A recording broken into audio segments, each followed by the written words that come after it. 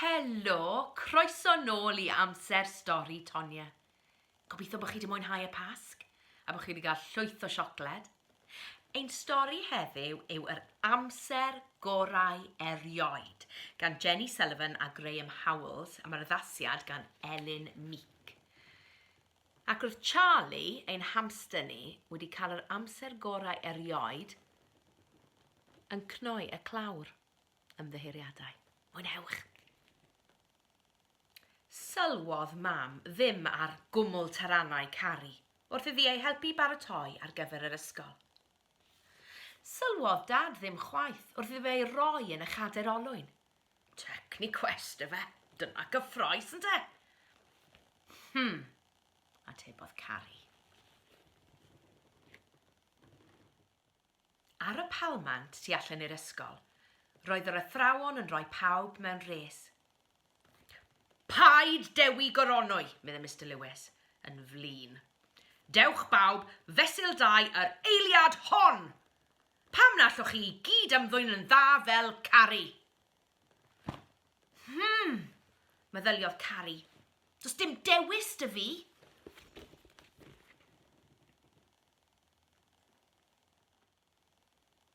Yn Techniquest, siaradodd Mr Lewis yn blwmp ac yn blaen.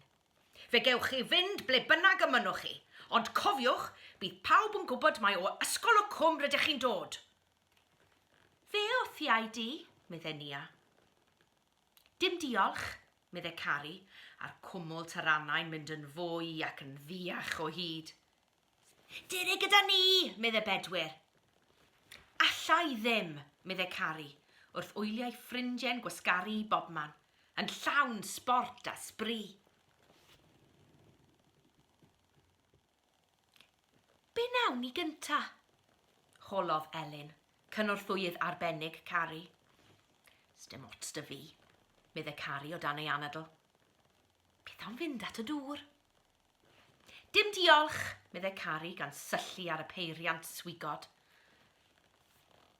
Bwlis, medde Cari. Mae'r swigod mawr yn bwyta rai bach.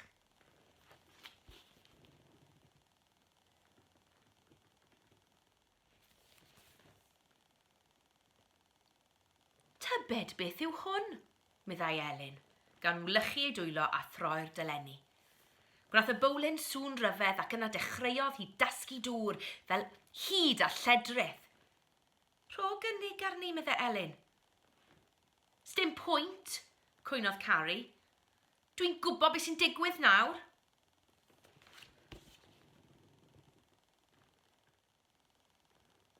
Wedyn, aeth Elin draw at falŵn enfawr. Gad I mi weld, medde hi. Rwyt ti'n gwasgu'r botwm yma nes bod y balŵn yn ddigon poeth I godi.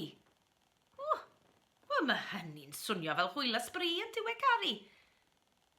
Plygodd Elin dros y peiriant. Os eistedda I fan hyn, medde hi, efallai y gallwn ni...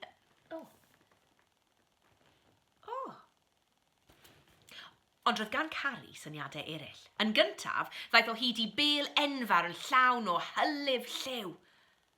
Gwthiodd yr ymyl a dyma'r bêl yn dechrau symud. Gwych, medde Cari. Wedyn, dyma hi'n gweld lle arbennig I guddio.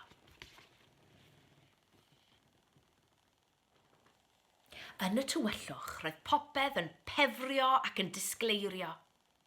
Tu fewn i'r sffer roedd storm dawel o fellt a tharannau. Gwasgodd Cari ei llaw yn erbyn y gwydr llyfn. Gwnaeth y mellt iddi neidio. Dyna hwyl. Gwnaeth yr un peth drosodd a throsodd.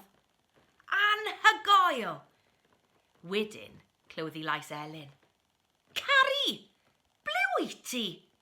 Oedd Elin yn swnio'n ddig.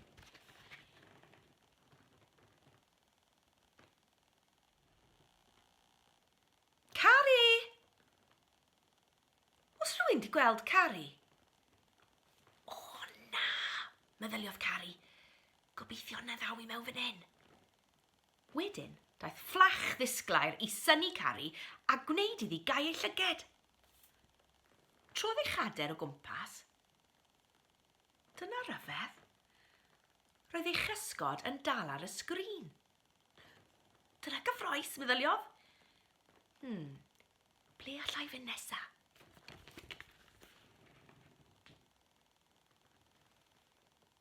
Gwthiodd Cari ei hun draw at y lifft ac arosodd i rai bobl ddod allan cyn iddi hithau fynd i mewn iddo. Wrth iddi fynd i fyny, gallai weld ei ffrindiau i gyd oedd i tannu. Mae hyn yn wych, meddyliodd. Ath i fyny ac i lawr ac i fyny yn y lifft, bedair gwaith cyn dod allan.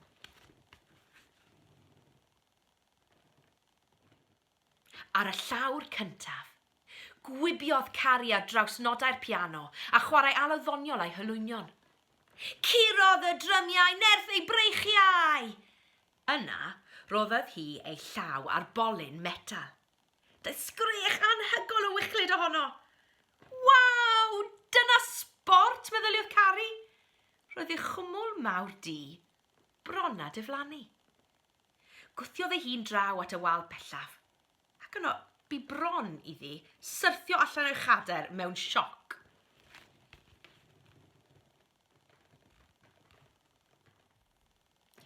Fe, dwy llais i di, gweiddodd Dewi. Roedd y ti'n meddwl bod fy mhen wedi dorri bant, ond oedd y ti? Dim ond am eiliad, meddai Cari. Dim ond drych yw e, medde Dewi. Hei, ti gwybod bod pawb yn chwiro amdano ti? Hodw, chwarddodd Cari. Gwynodd Dewi. Be nawn ni nesa? Cuddio yn ystafell dywyll, awgrymodd Cari. Ar y ffordd i'r lifft, gwthiodd Dewi gadair Cari'n gyflym, gan wneud iddi wychian chwerthin.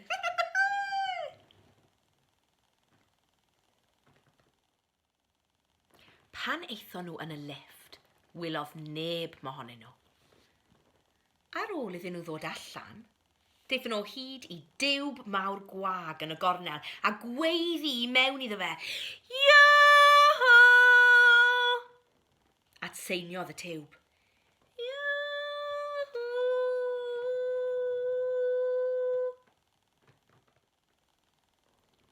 Clywodd pawb yr iw-hw-hw, hyd yn oed yr oedolion.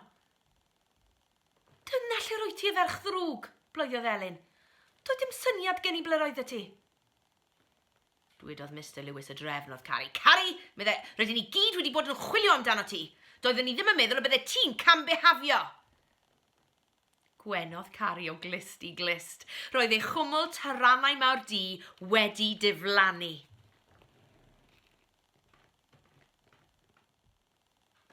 Ges di amser da heddiw, cariad, gofynnodd mam, wrth iddi roi cusan nos da i Cari.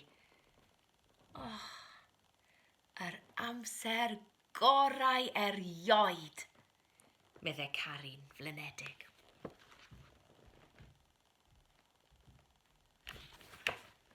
Hwyl am y tro!